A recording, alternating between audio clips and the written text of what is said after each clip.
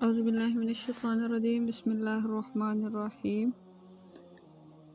خیر و بھلائی کے سفر کی ابتدا حضرت ابوبکر صدیق رضی اللہ تعالی عنہ کی۔ سیدنا ابوبکر صدیق رضی اللہ تعالی عنہ فرماتے ہیں کہ ایک دفعہ میں اور زید بن عمر بن نفیل کعبہ کے سین میں بیٹھے ہوئے تھے کہ وہاں سے امیہ بن ابی سلط کا گزر ہوا۔ اس نے زید بن عمر سے پوچھا، اے بھلائی کے طالب، صبح کیسے کی؟ انہوں نے جواب دیا کہ خیر و سلامتی سے۔ امیہ کہنے لگا، کیا خیر و بھلائی کو پا لیا؟ جواب دیا کہ نہیں۔ پھر امیہ بن ابی سلط نے یہ شعر پڑھا، کل دینی یوم القیامت الا ما قضى اللہ فی الحقیقت بور۔ اللہ تعالیٰ نے جس دین کے حقیقی ہونے کا فیصلہ فرمایا ہے، اس کے سوا سب ادیان روز قیامت بے فائدہ اور بیکار ہوں گے۔ پھر وہ کہنے لگا، وہ نبی جس کا لوگوں کو انتظار ہے، ہم میں سے ہوگا یا تم میں سے؟ سیدنا ابوبکر صدیق رضی اللہ تعالیٰ عنہ کہتے ہیں، اس سے پہلے مجھے کسی نبی کے انتظار یا بعثت کا علم نہیں تھا۔ میں ورقہ بن نوفل کے پاس گیا۔ وہ اکثر آسمان کی طرف دیکھنے اور غور و فکر میں مشغول رہتے تھے۔ میں نے انہیں اپنی بات سنائی تو کہنے لگے، اے بھتیجے، ہم اہل کتاب اور اہل علم لوگ ہیں۔ میں اتنا بتا سکتا ہوں کہ جس نبی کا انتظار ہے وہ عربوں میں بہترین نسب والا ہوگا۔ میں انساب کا علم رکھتا ہوں اور تمہاری قوم بہترین نسب کی حامل ہے۔ میں نے پوچھا کہ وہ نبی کیا کہے گا؟ بتانے لگے، وہ وحی کے مطابق ہی کہے گا۔ ہاں، یہ بتا دوں کہ نہ وہ ظلم کرے گا، نہ اس پر ظلم ہو سکے گا، نہ وہ کسی ظالمانہ کارروائی میں شرکت کرے گا۔ پھر جب رسول اکرم صلی اللہ علیہ وسلم کی بعثت ہوئی تو میں آپ پر ایمان لے آیا اور آپ صلی اللہ علیہ وسلم کی تصدیق کی۔ سیدنا ابوبکر صدیق رضی اللہ تعالیٰ عنہ نے شام میں اپنے قیام کے دوران ایک خواب دیکھا اور پھر بحیرہ راہب کو سنایا۔ بحیرہ نے پوچھا، آپ کس علاقے سے ہیں؟ آپ نے جواب دیا، سرزمین مکہ سے۔ وہ پوچھنے لگا کہ آپ کا تعلق کس قبیلے سے ہے؟ جواب دیا، قریش سے۔ اس نے پیشے کا پوچھا تو جواب دیا، تجارت۔ پھر اس نے کہا، اگر اللہ تعالیٰ نے تمہارا خواب سچ کر دکھایا تو تمہاری قوم سے ایک نبی کی بعثت ہوگی جس کی زندگی میں تم اس کے وزیر اور اس کی وفات کے بعد اس کے خلیفہ بنو گے۔ آپ نے یہ بات اپنے دل ہی میں چھپا لی اور کبھی کسی سے اس کا ذکر نہیں کیا۔ میرے ساتھی کو اذیت دینے سے باز آ جاؤ۔ بشریٰ تقاضوں کے مطابق کسی صحابی نے ایک مرتبہ سیدنا ابوبکر صدیق رضی اللہ تعالیٰ عنہ کے ساتھ تلخ کلامی سے کام لیا۔ اللہ کے رسول صلی اللہ علیہ وسلم کو اس کا علم ہوا تو آپ صلی اللہ علیہ وسلم نے ارشاد فرمایا، ان اللہ بعثنی الیکم فقلتم کذبت وقال ابو بکر صدق ووصانی بنفسہ ومالہ فہل انتم تارکو الی صحابی۔ اللہ تعالیٰ نے مجھے تمہاری طرف بھیجا، تم نے کہا تو جھوٹ کہتا ہے۔ جب ابو بکر نے کہا کہ آپ سچ فرماتے ہیں اور اس نے جان مال سے میرا ساتھ دیا، تو کیا تم میری خاطر میرے ساتھی کو اذیت دینے سے باز نہیں رہ سکتے؟ اسلام کے سائے تلے حضرت ابوبکر صدیق۔ سیدنا ابوبکر صدیق رضی اللہ تعالی عنہ کا قبول اسلام تلاش حق اور بعثت نبوی کے طویل صبر آزما انتظار کا نتیجہ تھا۔ زمانہ جاہلیت میں نبی اکرم صلی اللہ علیہ وسلم کے ساتھ گہرے تعلقات بھی آپ کے مسلمان ہونے کا سبب بنے۔ جب رسول اکرم صلی اللہ علیہ وسلم پر وحی کا نزول ہوا تو آپ صلی اللہ علیہ وسلم لوگوں کو اللہ کے دین کی طرف دعوت دینے لگے۔ آپ صلی اللہ علیہ وسلم نے اس دعوت کے لیے مردوں میں سب سے پہلے سیدنا ابوبکر صدیق رضی اللہ تعالیٰ عنہ کا انتخاب فرمایا، کیونکہ آپ صلی اللہ علیہ وسلم بعثت سے پہلے ہی اس بات سے بخوبی آگاہ تھے کہ ابوبکر بہترین اخلاق و کردار کے مالک ہیں۔ اسی طرح سیدنا ابوبکر صدیق رضی اللہ تعالیٰ عنہ بھی نبی کریم صلی اللہ علیہ وسلم کے صدق و امانت اور خلق عظیم سے اچھی طرح واقف تھے، اور انہیں اس حقیقت کا بخوبی ادراک تھا کہ جو شخص اللہ کی مخلوق کے ساتھ کامل سچائی اور راست بازی کا مظاہرہ کرتا ہے، وہ خالق کائنات کی طرف کوئی جھوٹ کیوں کر منسوب کر سکتا ہے۔ بلا تعامل ایمان۔ دور اسلام کے بالکل آغاز میں سیدنا ابوبکر صدیق رضی اللہ تعالیٰ عنہ کی زندگی کا یہ بہت اہم واقعہ ہے کہ وہ لسان پیغمبر سے اسلام کی دعوت کی آواز سنتے ہی بلا تعامل مسلمان ہو گئے۔ نہ اس کے متعلق رسول اللہ صلی اللہ علیہ وسلم سے کچھ پوچھا، نہ اسلام کے بارے میں کوئی بات سمجھنے کی کوشش کی، حالانکہ اس وقت جن لوگوں کو قبول اسلام کی دعوت دی جاتی تھی وہ اس کے متعلق کچھ سمجھنے اور اسلام کے فوائد معلوم کرنے کی لازماً کوشش کرتے تھے، لیکن سیدنا ابوبکر صدیق رضی اللہ تعالیٰ عنہ نے اس کی قطعاً کوئی ضرورت محسوس نہیں کی۔ ادھر اسلام کی دعوت کانوں میں پڑی، ادھر کلمہ شہادت پڑھ کر دائرہ اسلام میں داخل ہو گئے۔ اس کے متعلق خود رسول اکرم صلی اللہ علیہ وسلم کا فرمان ملاحظہ ہوا۔ ارشاد ہوتا ہے، میں نے جس شخص کو اسلام کی دعوت دی اس نے کچھ نہ کچھ تردد کا ضرور اظہار کیا، سوائے ابوبکر بن ابو قحافہ کے۔ جب میں نے ان کو اسلام کی دعوت دی انہوں نے فوراً بلا کسی تعامل کے میری بات تسلیم کر لی اور اسلام قبول کر لیا۔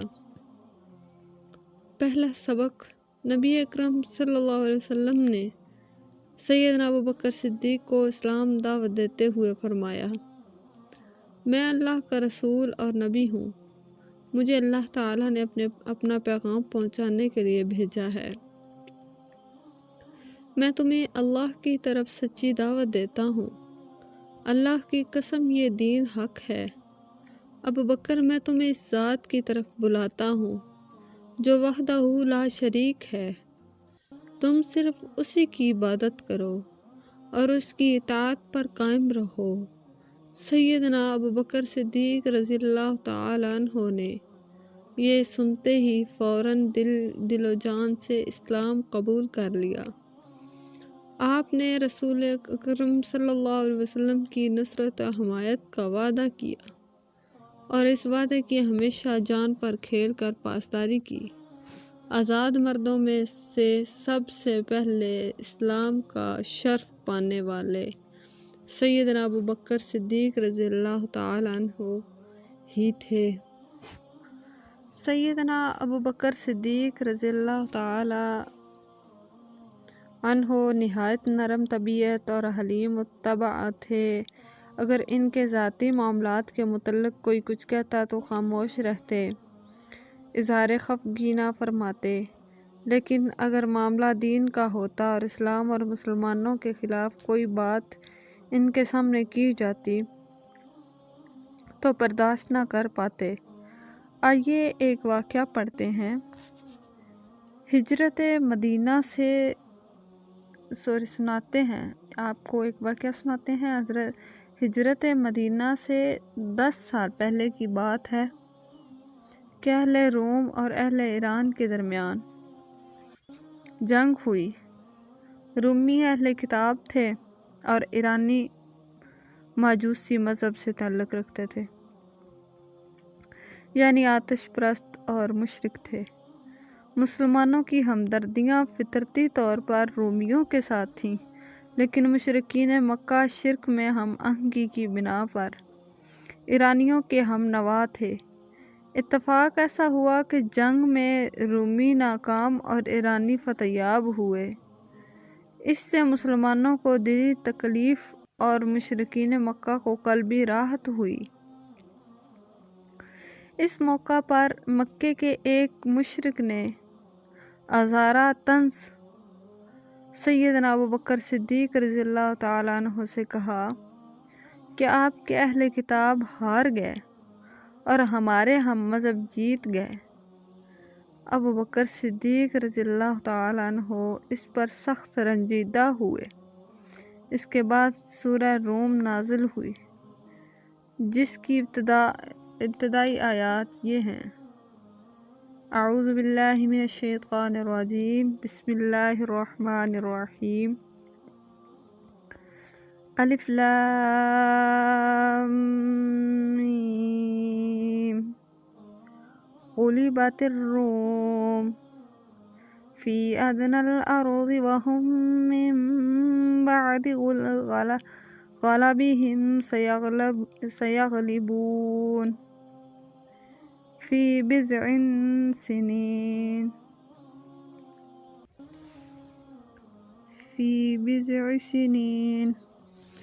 رومی قریب کے ملک میں مغلوب ہو گئے۔ وہ مغلوب ہونے کے بعد عنقریب چند ہی سال میں پھر غالب آ جائیں گے۔ ان آیات میں قرآن مجید نے یہ پیش گوئی کی ہے کہ چند سال بعد رومیوں کی جیت ہوگی اور ایرانی شکست سے دوچار ہوں گے۔ جب یہ آیات نازل ہوئیں تو مشرکین مکہ بھاگم بھاگ ابوبکر صدیق رضی اللہ تعالیٰ عنہ کے پاس پہنچے اور کہنے لگے، دیکھو ابوبکر، تمہارے ساتھی نے یہ کیسی پیش گوئی کر دی جس کا پورا ہونا ناممکن ہے۔ سیدنا ابوبکر صدیق رضی اللہ تعالیٰ عنہ نے ایک لمحے کے توقف کے بغیر کہا، اگر رسول اللہ صلی اللہ علیہ وسلم نے یہ فرمایا ہے تو ضرور ایسا ہی ہوگا۔ پھر یہی ہوا جس کی تصدیق سیدنا ابوبکر صدیق رضی اللہ تعالیٰ عنہ نے کی تھی کہ چند ہی برسوں کے اندر رومی ایران پر فتح یاب ہو گئے اور ایرانیوں کو شکست فاش کا سامنا کرنا پڑا۔ حضرت ابوبکر صدیق رضی اللہ تعالیٰ عنہ کا بے مثال جرأت و کردار۔ سیدنا ابوبکر صدیق رضی اللہ تعالیٰ عنہ نے بلا تعامل اسلام تو قبول کر ہی لیا تھا، لیکن ہم سمجھتے ہیں کہ اس سے بھی عجیب تر چیز ان کی جرأت ایمانی تھی کہ زبان سے کلمہ شہادت پڑھتے ہی انہوں نے اپنے آپ کو اسلام کی نشر و اشاعت اور عقیدہ توحید کی تبلیغ کے لیے وقف کر دیا۔ وہ مسلمانوں کے لیے بدرجہ غایت اذیت ناک زمانہ تھا۔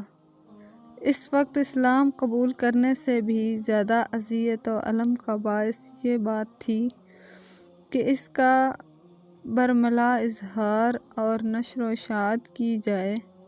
سیدنا ابوبکر صدیق رضی اللہ تعالیٰ عنہ نے یہ فریضہ انتہائی جرأت و بے باکی سے سر انجام دیا اور کسی قسم کے خطرے کی ہرگز کوئی پرواہ نہیں کی۔ وہ تاجر پیش کاروباری آدمی تھا۔ کاروباری لوگ اپنی گفتگو میں بہت محتاط ہوتے ہیں۔ وہ کبھی ایسی بات زبان سے نہیں نکالتے جس کے متعلق انہیں اندیشہ ہو کہ یہ بات لوگوں سے ان کے تعلقات پر اثر انداز ہو سکتی ہے یا اس سے ان کے کاروبار پر منفی اثرات مرتب ہو سکتے ہیں۔ دنیا بھر کے کاروباری لوگوں کا یہ وتیرہ رہا ہے کہ وہ کسی کے مذہب و عقیدہ میں دخل دیتے ہیں، نہ کسی کے عمل و کردار کے بارے میں کوئی معترضانہ بات کرنے کی ضرورت محسوس کرتے ہیں۔